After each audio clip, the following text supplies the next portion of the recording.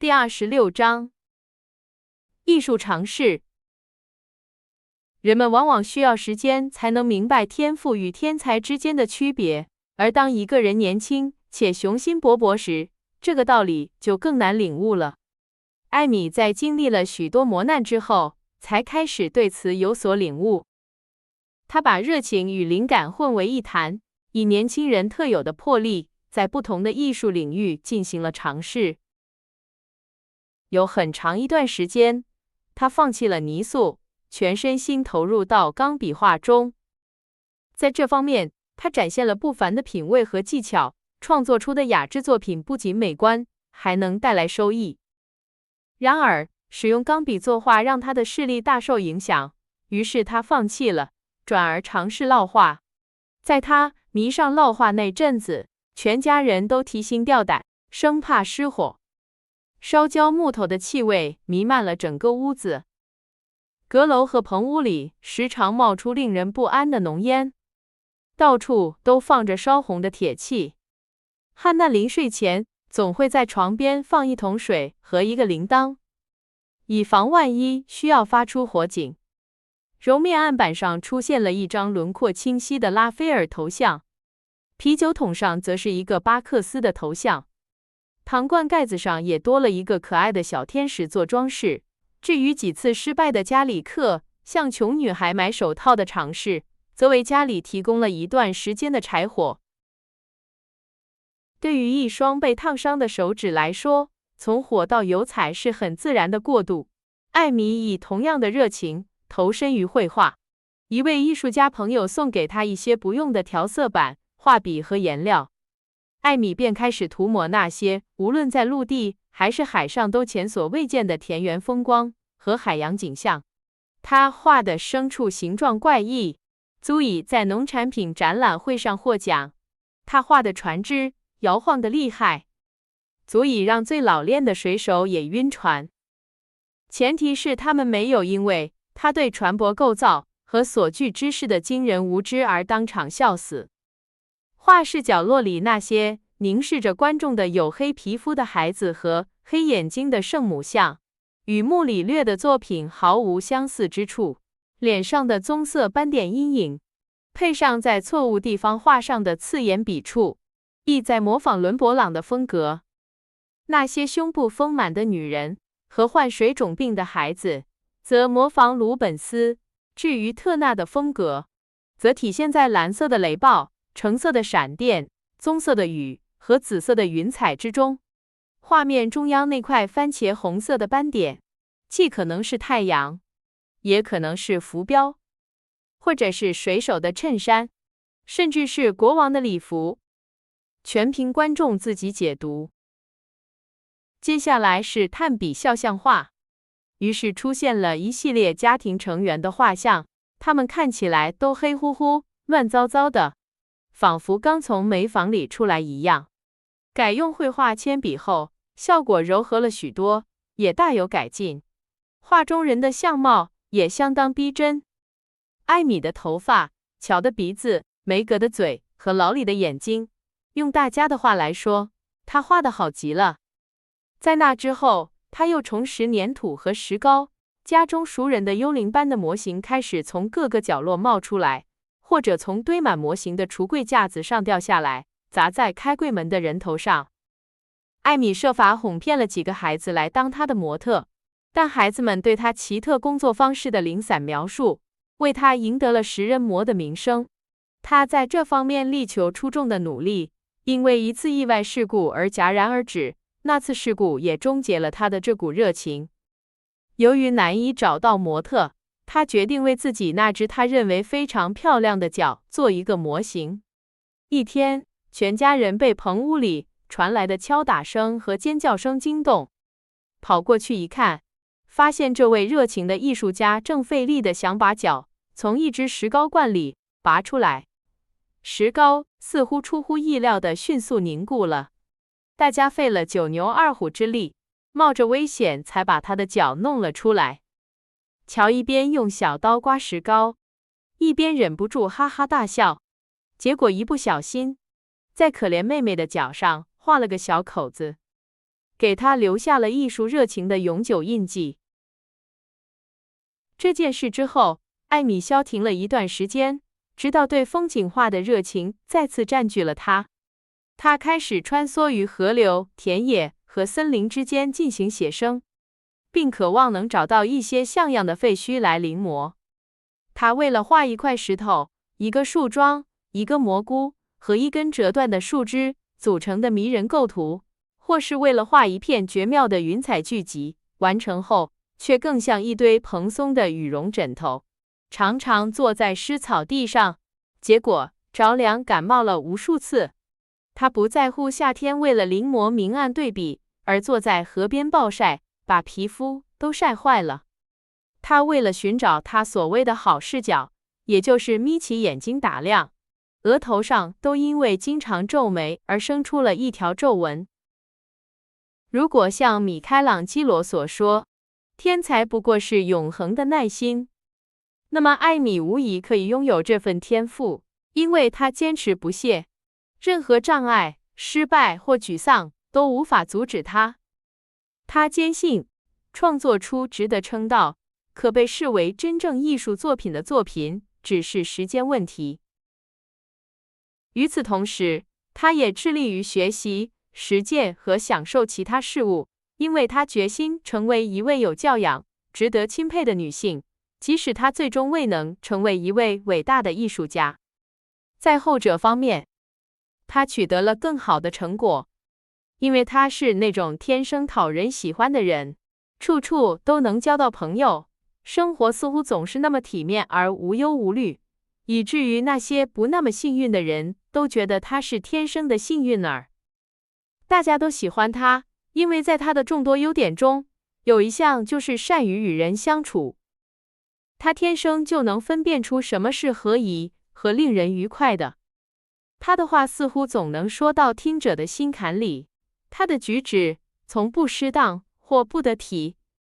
他看起来总是那么自信，以至于他的姐妹们常说，如果艾米突然被邀请进宫，她也完全知道该如何举止得体。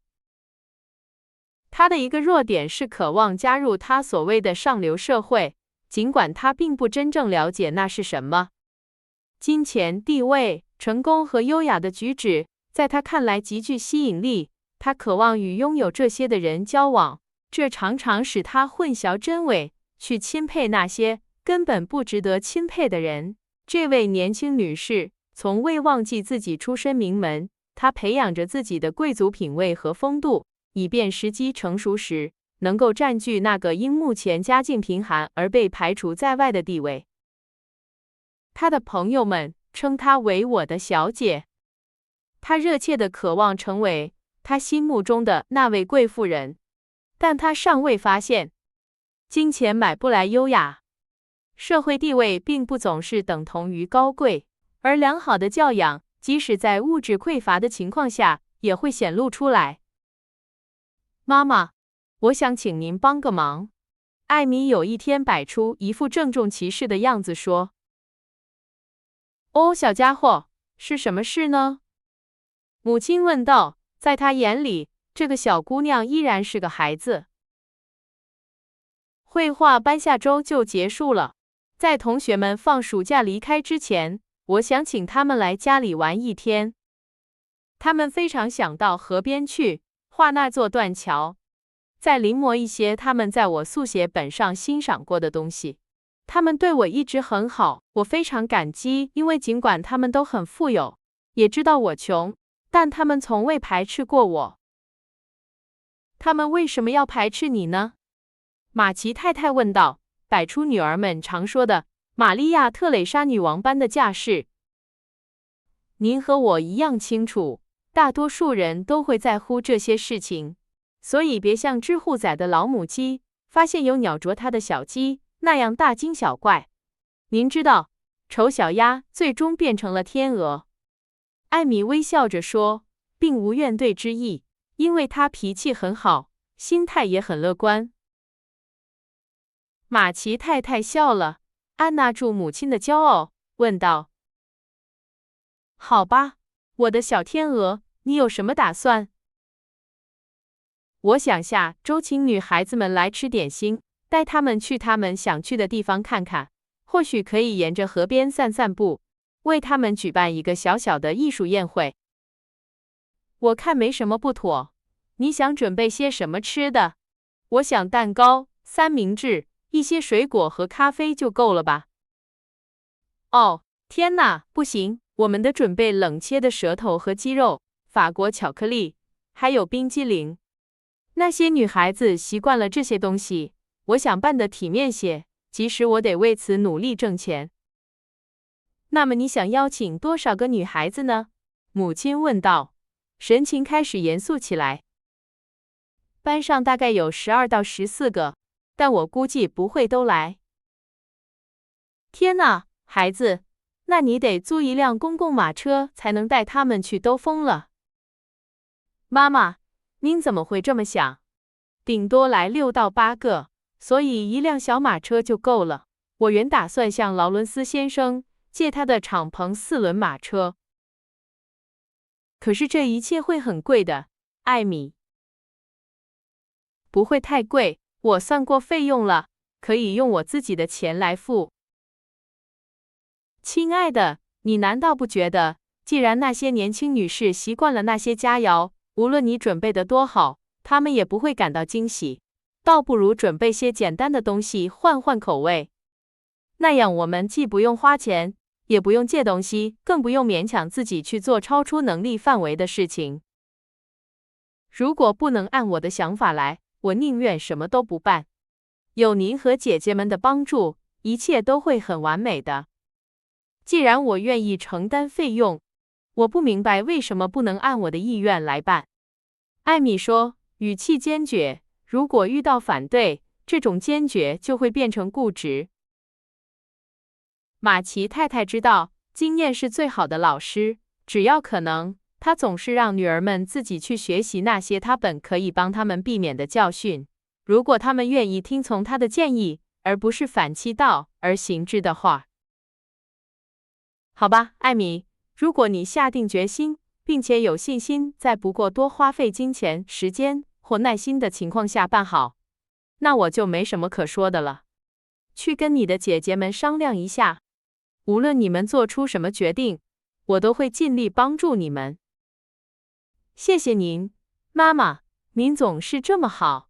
说完，艾米就去把她的计划告诉姐姐们了。梅格立刻同意了，并承诺会帮忙。他欣然提供了自己拥有的一切，从他的小家到他最好的餐具。乔则在得知这个计划后皱起了眉头，并且一开始就拒绝参与。我真不明白你为什么要花自己的钱打扰全家，还把家里弄得天翻地覆，就为了一群根本不把你放在眼里的女孩子。我以为你还有点骨气和常识，不至于因为一个女孩穿法国靴子，坐双座4轮教室马车，就去巴结她。乔说道，他正读着一本小说，刚到精彩处就被打断，心情不佳，没心思应付社交事务。我没有巴结任何人，而且我受不了你这样居高临下的对我说话。艾米愤愤不平地反驳道，因为这两姐妹仍然很容易因为这类事情而生气。那些女孩子很在乎我，我也很在乎她们。虽然她们很时髦，但她们友善、敏感，而且有才华。你对结识新朋友、融入上流社会、提升自己的言谈举止和品味不感兴趣，但我感兴趣。我打算抓住一切摆在我面前的机会。你可以继续叉着腰，昂着头到处走，说这是因为你独立，但那不是我的风格。通常情况下，当艾米发泄完之后，往往会取得好的结果，因为常识通常站在他这边。而乔则把他对自由的热爱和对传统的憎恶推向了极端，以至于在争论中几乎总是输。艾米对乔所谓独立的定义真是一针见血，两人都忍不住笑了，讨论的气氛也随之缓和下来。乔极不情愿地同意为了格兰迪太太，只世俗眼光牺牲一天时间，并帮助妹妹筹办那件蠢事。邀请函发出后，几乎所有人都确认会出席，于是接下来的星期一，他们便开始为这个盛大的活动做准备。汉娜心情不好，因为这打乱了她一周的节奏。她抱怨说，如果不能好好洗熨，什么事都办不好。家里主要劳动力不配合，影响了其他人。但艾米已经把永不气馁作为自己的座右铭，一旦决定了自己想要什么，便不顾障碍地继续前进。首先，汉娜准备的食物做得不好，鸡肉很老，舌头太咸，巧克力也没有应有的浓度。此外，蛋糕和冰激凌比艾米预期的要贵，马车也是，更不用说其他零星开销，加起来数目惊人地高。贝斯感冒了，只好上床休息。梅格接待的访客比平时多，这让他无法出门。乔则紧张得手忙脚乱，不停地犯错出意外，打碎东西，极大地考验了艾米的耐心。没有妈妈，我根本办不成，艾米事后很久才这么说，并且心怀感激地回忆着，那时其他人早已忘记了当季最大的笑话。如果星期一天气不好，聚会就推迟到星期二，这个想法让汉娜和乔非常不自在。星期一早晨，天气变幻莫测，比最糟糕的倾盆大雨还要令人恼火。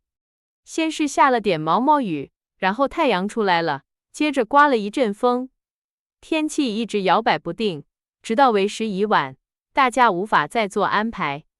艾米起得很早，催促大家起床吃早饭，并帮他收拾屋子。客厅在他看来比以往任何时候都更显陈旧，但他没有停下来为自己无法改变的事情叹息，而是尽力利用现有条件。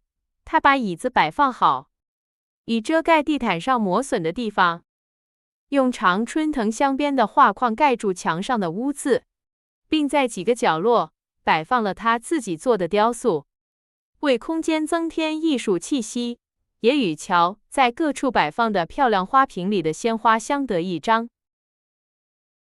食物看起来非常诱人，艾米一边看着，一边真心希望它们味道也好，并且那些借来的玻璃器皿、餐具和银器能完好无损地回到主人手中。马车已经预定好了，梅格和母亲正准备迎接客人。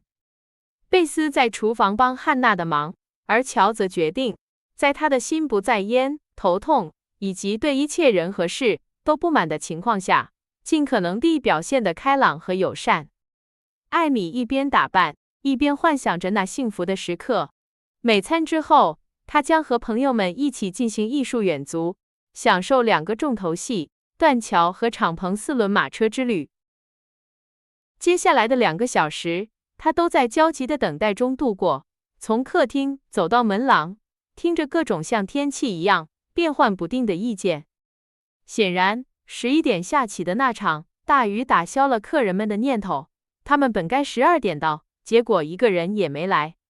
2点钟，精疲力尽的一家人坐在阳光下，开始消灭那些可能会变质的食物，以免浪费。今天天气看起来不会有问题，他们肯定会来的，所以我们必须快点，准备好迎接他们。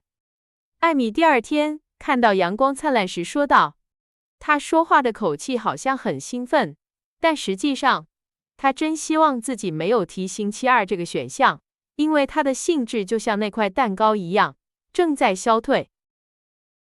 我没能弄到龙虾，所以你们只好没有沙拉了。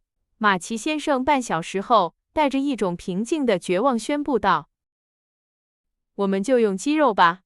做沙拉的话，鸡肉硬一点也没关系。”他的妻子提议道。汉娜把它在厨房桌上放了一会儿，结果被猫吃了。真对不起，艾米，贝斯解释道，他还在照料着猫咪。那么，我必须去弄一只龙虾来，因为光有舌头是不够的。艾米坚定地说。要我跑去镇上给你弄一只来吗？乔带着殉道者般的宽宏大量问道。不，你会把它夹在胳膊底下带回来，连张纸都不包，就是为了考验我的耐心。我自己去。艾米回答道，她的情绪开始低落。艾米裹着一条厚厚的披肩，挎着一个篮子出了门。她相信呼吸点新鲜空气，走一走能平复她的激动情绪，帮助她以更好的精神状态面对一天的事物。过了一小会儿，她买到了梦寐以求的龙虾，外加一瓶沙拉酱，这样可以节省在家里的时间。她对自己办事的效率感到满意，便踏上了回家的路。公共马车上只有一个乘客，一位睡着的老妇人。艾米用披肩裹紧自己，开始盘算钱都花在了什么地方，以此来打发无聊的旅途时光。她全神贯注于计算，以至于没有注意到车子并未停稳，一位新乘客就上了车。当听到一个男人的声音说：“早上好，马奇小姐。”她抬起头，发现是牢里的一个衣冠楚楚的大学同学。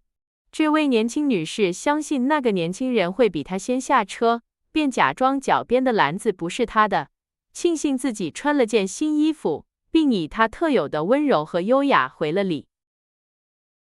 一切都很顺利。艾米的主要担忧在得知那位先生会比她先下车后，立刻烟消云散了。两人正聊得起劲，那位老妇人站起来准备下车，走向门口时撞了一下篮子。啊，糟了！龙虾探出了头，在一位真正的兜铎先生眼前暴露了他粗俗的个头和光泽。天哪！那位太太把她的晚餐落下了。年轻人喊道，同时用手杖的末端碰了碰那只动物，想让它回到篮子里，并准备拿起篮子递给老妇人。不，请别动，那是我的。艾米小声说，脸红得像龙虾一样。哦，对不起，这真是一只很棒的龙虾，不是吗？兜铎先生一本正经地说，努力表现出真诚的兴趣。这正是他良好教养的体现。艾米立刻镇定下来，把篮子放在座位上，笑着问道：“您不想尝尝我们用这只龙虾做的沙拉，并认识一下那些应邀品尝它的可爱的小姐们吗？”这句话堪称一句巧妙的策略，因为它触及了男人无法抗拒的两个方面。龙虾勾起了美好的回忆，而认识可爱的年轻女士们的好奇心，则让这位年轻人忘记了场面的滑稽。我想，如果他来了，他会和老李一直开玩笑，嘲笑我们，但我不会看到他们，这真是个大安慰。艾米心想。这时兜铎先生鞠了一躬，告辞了。回到家后，他没有提及那件事，尽管他发现篮子掉落时，沙拉酱溅到了她的裙子上，弄坏了她的新衣服，而是继续准备，这让他觉得比以前更烦人了。12点整，一切又准备就绪了。看到邻居们对他的举动非常感兴趣，这位年轻的女士希望今天的成功能抹去昨天失败的记忆。她叫人把敞篷4轮马车赶来，去接她的朋友们，并把他们带到宴会上。啊，马车来了，他们到了。我去门廊迎接他们，那样更显得热情好客。我希望我的小宝贝在经历了昨天的难堪之后，能好好享受一下。马奇太太说着，便动身了。但是她瞥了一眼之后，又走了回来，脸上带着一种难以形容的表情。那辆大马车里只坐着艾米和一位小姐。贝斯，快去告诉汉娜，把桌子上一半的餐具撤掉。用12人份的餐具来招待一位客人，实在没道理。乔喊着冲向厨房，他震惊得都笑不出来了。艾米非常平静地走了进来，对唯一一位信守承诺前来赴约的客人表现得既迷人又热情。家里其他人就像演戏一样，都很好地扮演了自己的角色。埃利奥特小姐觉得他们每个人都非常有趣和快乐，尽管实际上他们都强忍着笑。他们上了菜，参观了画室和花园，并兴高采烈地谈论着艺术。艾米叫了一辆小一点的马车，真可惜了那辆敞篷4轮马车。然后和他的朋友一起在附近散步，直到太阳下山，宴会才结束。走回家时，艾米看起来非常疲倦，但依旧像往常一样镇定。到家后，她发现那场不幸的宴会 ，Seat 没有留下丝毫痕迹，或许除了乔嘴角那一抹可疑的笑意。今天下午天气真好，适合远足，亲爱的，母亲说道，语气恭敬得仿佛12位客人都如约而至。埃利奥特小姐是位非常和蔼的年轻女士，我想她玩得很开心。贝斯评论道，比平时更细心。能给我一些蛋糕吗？我实在太需要了，我一直在接待客人，自己却做不出这么好吃的东西。梅格非常严肃地解释道。都拿走吧，这家里只有我喜欢甜食，不等我吃完它就坏了。艾米回答道，想到自己慷慨解囊买来的东西最终落得如此下场，不禁叹了口气。真可惜老李不在这儿帮我们，乔说道。这时他们正坐下来吃冰激凌和沙拉，这已经是2天内的第4次了。母亲投给他一个制止的眼神，以免他继续说下去。从那一刻起，大家都英勇地沉默着吃饭，直到马奇先生解释道：“沙拉是我们祖先最喜爱的菜肴之一。”伊芙琳这位有教养的绅士说到这里便打住了他关于沙拉历史的高雅演说，因为他看到所有人都哈哈大笑起来。我们把所有东西都装进一个篮子里，送到赫梅尔太太家去。德国人喜欢这些菜，我光看着他们就觉得恶心。我不认为我们都应该因为我犯傻而消化不良。艾米喊道，擦干了眼泪。当我看到你和你朋友坐在那个玩意儿里，不管你怎么称呼他，还有妈妈在欢迎你们时，我差点笑岔气。你们俩看起来就像一个大核桃里的2小半人，乔说道，笑得精疲力尽。亲爱的，我很抱歉让你失望了，但我们已经尽力让你高兴了。马奇太太用慈爱而伤感的语气说道。我很高兴，我完成了我打算做的事。事情没有像我预期的那样发展，也不是我的错，这就是我的安慰。艾米说，声音有些颤抖。我非常感谢你们大家的帮助，如果你们至少1个月内不再提这件事，我会更加感激。好几个月里，没有人再提起这件事，但是从那以后，一提到宴会 talk 到 key main feed 词，大家都会会心一笑。艾米生日那天，劳力送给她一个珊瑚龙虾做的小饰品，可以挂在表链上，算是给她压惊。